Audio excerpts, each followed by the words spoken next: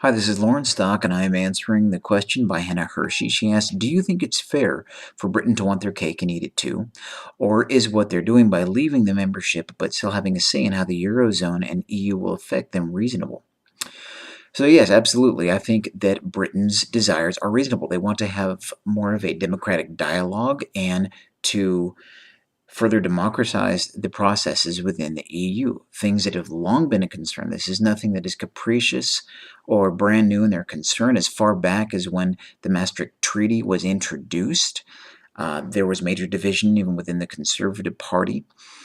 We see that referenced in the Gamble article when it was mentioning the defeat, the initial defeat of whether to have a referendum or not in 2011. That dwarfed the initial opposition that took place during the 90s in the Maastricht Treaty approval. We see as recently as 2006 where David Cameron himself was saying, quit banging on about Europe, again in the Gamble article. But we see in 2011, in December, when he goes and meets with the European Union, that there's no willingness there whatsoever to even dialogue over Britain's reservations and proposals. Now, David Cameron was arguably espousing a bit of an elitist, city, London first type of position, but his was arguably, again, the voice of moderation, wholesale rejected by the EU. They shut down their summit, but in not recognizing his voice as the voice of moderation, we see them espousing this, federalist attitude towards what the EU say goes.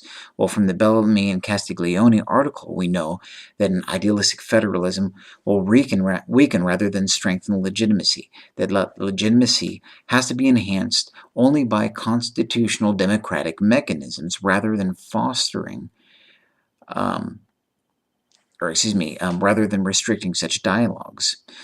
Well, it's not that Britain is opposed to having integration, especially economic.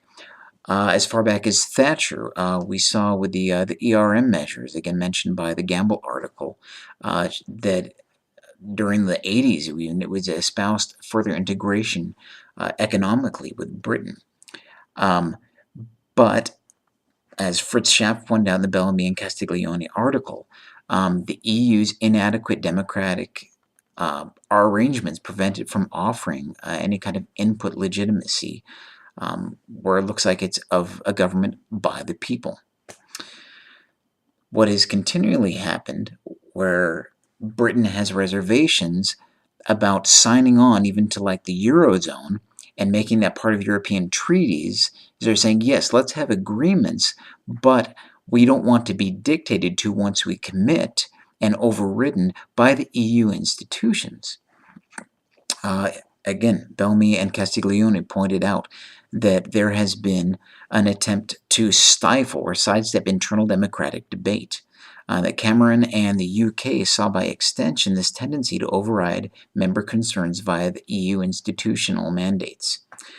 Bellamy and Castiglione, again, set out that tensions currently present within the EU largely stem from attempts to block and circumnavigate such dialogues.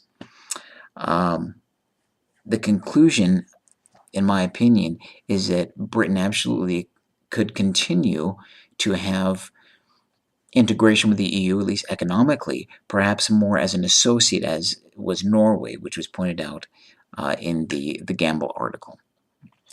That's my best shot at an answer.